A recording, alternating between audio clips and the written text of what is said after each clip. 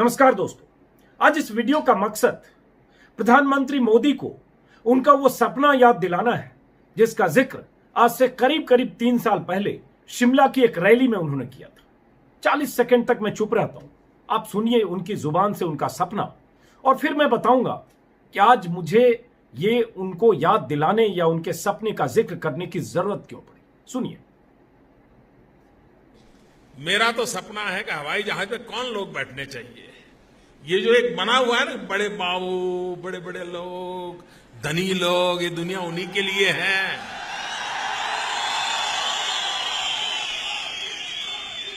इस देश की जो सुविधाएं अमीरों को प्राप्त हैं, वो मेरे देश के गरीब को भी मिलनी चाहिए।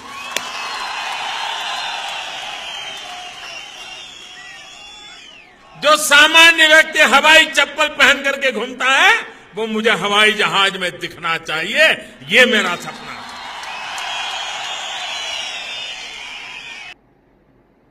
तो सुना आपने, प्रधानमंत्री मोदी का सपना था कि हवाई जहाज में हवाई चप्पल वाले दिखे, लेकिन हवाई चप्पल वाले दिख कहां रहे हैं?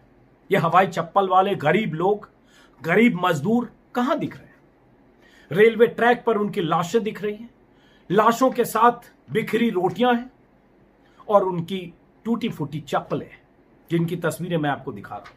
ये वो मजदूर थे जो औरंगाबाद से ट्रेन पकड़ने की उम्मीद में जालना से चले थे और रेल ट्रैक पर उनका जो हाल हुआ, उनके जिस्म के चीथड़े उड़ गए और वहां कुछ हवाई चप्पल, कुछ रोटियां मिली, कुछ बैग मिले। ऐसी तस्वीरें मजदूरों की देश के अलग अलग शहरों से आ रही है।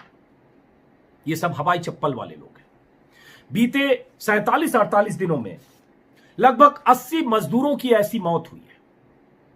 कोई ट्रैक पर मरा, कोई अपने बच्चे को साइकिल पर ले जाते हुए मरा, कोई ट्रक के सामने टकराकर मरा। लखनऊ में एक घटना हुई है कि एक दंपत्ति अपने 2 मासूम बच्चों को लेकर लखनऊ से छत्तीसगढ़ के लिए निकलना चाह रही थी। रास्ते में लखनऊ से निकलते ही शहर में ही हादसे का शिकार हुए पति पत्नी। 2 बच्चे, मासूम बच्चे तो बच गए, यतीम होकर पति पत्नी इस दुनिया से चले गए। एक तस्वीर में दिखा रहा हूं कि एक महिला, 9 महीने की गर्भवती महिला, पैदल चल पड़ी और लंबा सफर तय करने के बाद सड़क के किनारे उसने एक बच्चे को जन्म दिया और 1 घंटे के बाद फिर 160 किलोमीटर पैदल चली। ये नवभारत टाइम्स के हवाले से खबर मैं बता रहा हूं। अब सोचिए, ये सब हवाई चप्पल वाले लोग हैं। हवाई चप्पल वाले वो भी हैं जो मिक्सर में बैठकर उस अंधे कुआं की तरह दिखने वाले उस अंडाकार मिक्सर में बैठकर सफर पर निकल गए थे, 800-900 किलोमीटर की सफर पर। चप्पल वाले वो तमाम लोग शहरों में, उनका क्या हाल है?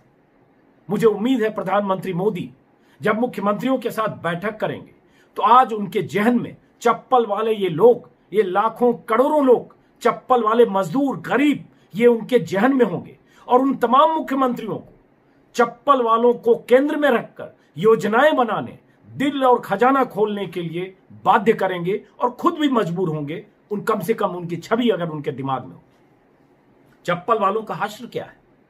अभी एक खबर मैं देख रहा हूं कि यूपी बॉर्डर पर, या आज तक के हवाले से मैं आपको बता रहा हूं, यूपी बॉर्डर पर, यूपी एमपी बॉर्डर पर करीब करीब 5000 मजदूर जिन्होंने अपने पैसे से वाहन का इंतजाम किया और वो चल पड़े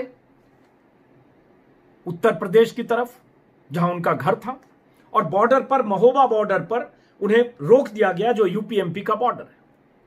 और वो 5000 मजदूर जो गुजरात और महाराष्ट्र से चले सैकड़ों वाहनों में, वो सारे मजदूर वहां फंसे हैं, जिसमें गर्भवती महिलाएं हैं, जिसमें बच्चे हैं, और वो गर्मी में सड़क के किनारे जंगलों में ऐसे ही उन्होंने डेरा डाल रखा है, क्योंकि यूपी में नो एंट्री है।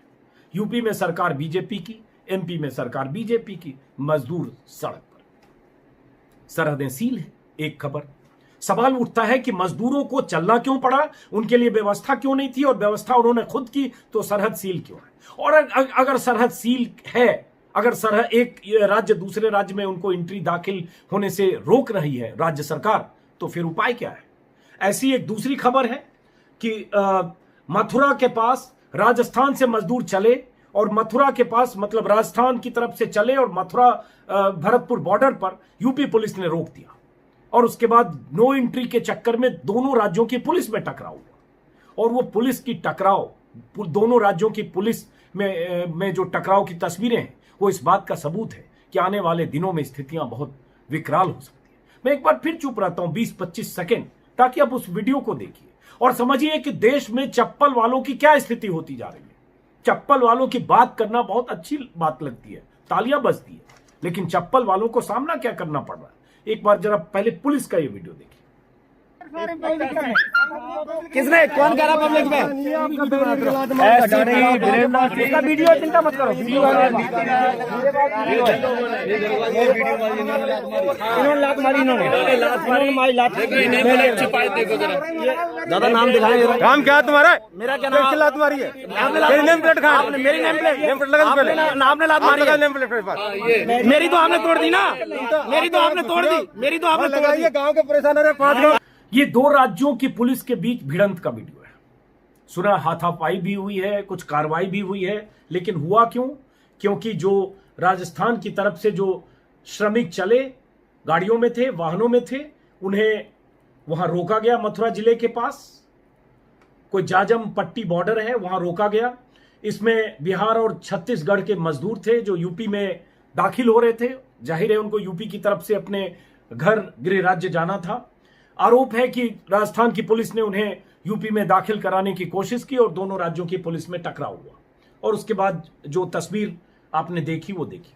अब सवाल उठता है कि दोनों राज्यों की पुलिस जो कर रही है, वो सरकार का जो फैसला है उस पर अमल कर रही है। मैं तो सिर्फ सरकारों से सवाल पूछना चाहता हूं कि सरकारें क्या कर रही है, ये स्थिति क्यों आ रही है, और क्यों मजदूरों को अपनी तरफ से इंतजाम करके चलना पड़ रहा है, और उसके बाद आपने सरहदें सील की। क्या सरहदें सील करना उपाय है? तो मैं चाहता हूं प्रधानमंत्री मोदी, जब आज आप मुख्यमंत्रियों से बात करें तो आपकी चिंता के केंद्र में यह होना चाहिए, अगर सरहदें सील होगी, यूपी सील कर दे एमपी के लिए, एमपी सील कर दे महाराष्ट्र के लिए, महाराष्ट्र सील कर दे गुजरात के लिए, गुजरात सील कर दे किसी और राज्य के लिए, क्या होगा फिर वैसे ही मजदूर चलेंगे जैसे जालना से औरंगाबाद की तरफ चले थे और ट्रैक पर मारे गए। फिर वैसे ही मजदूर चलेंगे जैसे एमपी में नरसिंहपुर में 5 मजदूर मारे गए। फिर वैसे ही होगा जैसे ये महिला पैदल चल पड़ी और रास्ते में बच्चे को जन्म दिया। फिर वैसे ही होगा जैसे साइकिल पर मजदूर चल पड़ते हैं और रास्ते में बेमौत मारे जाते हैं। ऐसी तस्वीरें, भयावह तस्वीरें हम लगातार देख रहे हैं। बच्चों की तस्वीरें, 3 साल 5 साल 6 साल के बच्चे लंगड़ाते हुए अपने परिवार के साथ, अपने माँ बाप के साथ पैदल चले जा रहे हैं, चला नहीं जा रहा है। एक क्विंट के हवाले से एक छोटा सा वीडियो मैं दिखाता हूं, 10 सेकंड 15 सेकंड, जरा वीडियो देखिए। ये त्रासदी है। इस त्रासदी पर ये हवाई चप्पल, बल्कि बहुत सारे लोग ऐसे दिख रहे हैं जिनके पैरों में अब चप्पल भी नहीं है। कुछ तस्वीरें आ रही है, मैं नहीं जानता उन तस्वीरों में कुछ फैब्रिकेटेड है या हकीकत है, लेकिन मैं मानता हूं कि ऐसा हो सकता है, मुमकिन है। गरीब को इस देश में कुछ भी देखना पड़ सकता है। वो प्लास्टिक की बोतलों को काटकर लोगों ने चप्पल बना रखा है। लेकिन 20 सेकंड 15 सेकंड का फिर एक वीडियो देखिए, क्विंट के हवाले से वीडियो है कि बच्चे कैसे सड़कों पर लंगड़ाते हुए चल रहे हैं।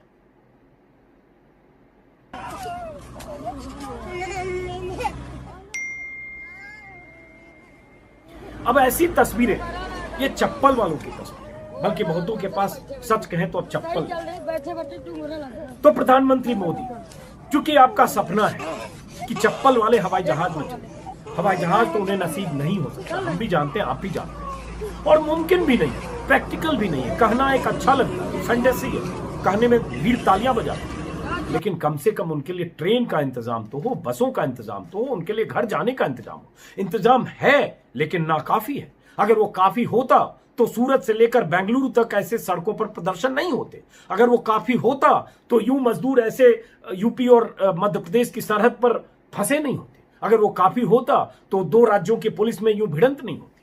तो इस पर विचार करने की जरूरत है, क्योंकि ये सब हवाई चप्पल वाले लोग हैं। वही लोग जिनका जिक्र आप कर रहे हैं, वही लोग जिनकी स्थिति आप सुधारना चाहते हैं, वही लोग जिनका जिक्र करते हुए भीड़ की तालियां बटोरते हैं, और भीड़ के सामने जब आप कहते हैं कि आप वही सुविधाएं देना चाहते हैं गरीबों को जो अमीरों को मिल रही है, तो सामने तो तालियां बजती है, लेकिन गरीब और अमीर का फर्क इस मुल्क में हर रोज दिख रहा है। एक तरफ हवाई जहाज से लाए जाते लोग, और दूसरी तरफ सरहदों पर, एक राज्य से दूसरे राज्य की सरहदों पर टकराते लोग, साइकिल से जाते लोग, पटरियों पर मरते लोग, सड़कों पर मरते लोग।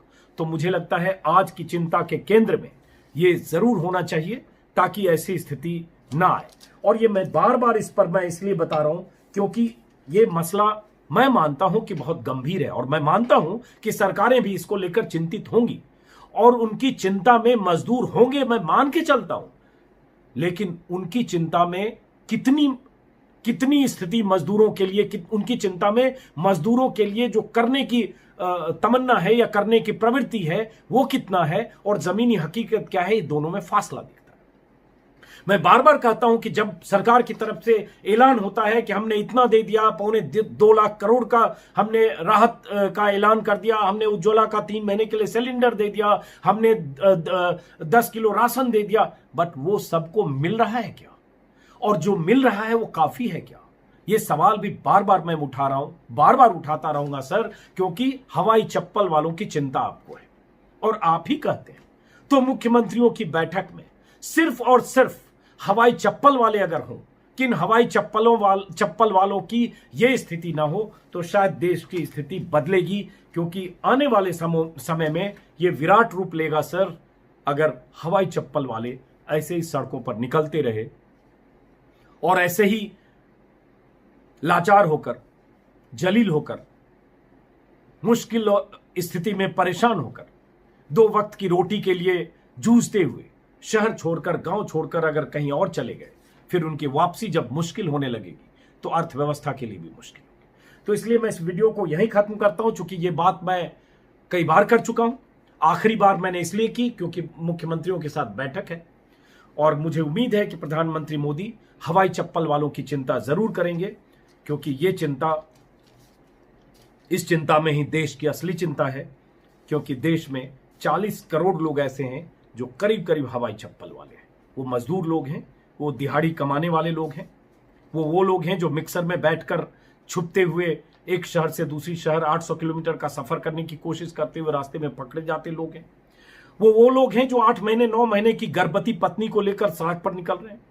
वो लोग हैं जो अपने 3 साल 5 साल के बच्चों को लेकर सड़क पर निकल रहे हैं और उनके बच्चे की मौत हो रही है या उनके खुद की मौत हो रही है। ये वो लोग हैं जो इस बात की परवाह नहीं कर रहे हैं कि वो कब कहां पहुंचेंगे, 800 600 500 1200 किलोमीटर दूर, और निकल पड़ते हैं। ट्रेनों का इंतजाम हुआ है, 2 लाख मजदूरों के ट्रांसफर के दावे हैं और वो सच भी है। मैं रोज देख रहा हूं ट्रेनें चल रही है, लेकिन देश में जितनी जरूरत है, जितने मजदूरों का रजिस्ट्रेशन हुआ है और जितने मजदूर यहां से वहां जाना चाहते हैं, जितनी बेताबी है, उन बेताबियों को एड्रेस करने की जरूरत है। और आखिर में बार बार हर वीडियो में मैंने कहा है, फिर कहता हूं, हर मुमकिन कोशिश होनी चाहिए उनका भरोसा जीतने की। हर मुमकिन कोशिश होनी चाहिए कि अगर मजदूर रुक सकते हैं तो रुकें, क्योंकि उनके रुकने में अर्थव्यवस्था की भलाई है, लेकिन ये जबरन नहीं। इस वीडियो को यहीं खत्म करता हूं। नमस्कार, फिर मुलाकात होगी इस उम्मीद में कि प्रधानमंत्री मोदी के जहन में उनके भाषण का वंश जरूर हो।